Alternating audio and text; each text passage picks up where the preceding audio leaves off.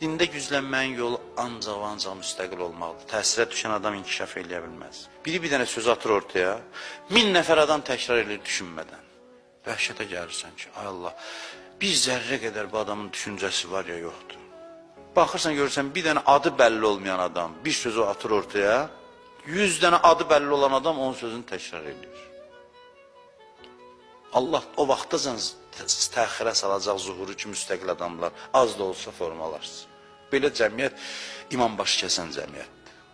Asıl adamlar, ancaq ictimai rəylə oturub duran adamlar, bu kimi adamlar heç vaxt heç yerə çata bilməz. Birdən mənə gülərlər, məsxərə eləyərlər.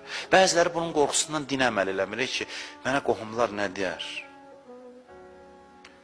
Və yaxud da bir söz deyim sizə, bir fikirlə razıdır, qorxur yazmağa. Bir dənə like qoymağa qorxur ki, mənə də adımı qoşarlar ora, nə işimə qaldı mən.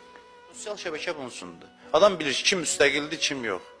Bəzi adam var ki, prinsipial, ardıcıl, ağıllı mövqeyi var, yazır, mövqeyini bildirir və lazımdır da sosial şəbəkədən istifadəyə təşviq edirəm mən gənclərimizi.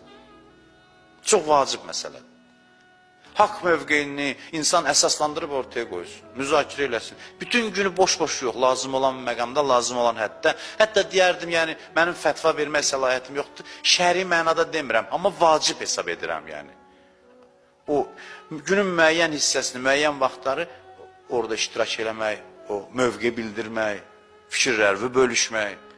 Allahın xoşu gəlir müstəqil adamlardan və acığı gəlir asıl adamlardan.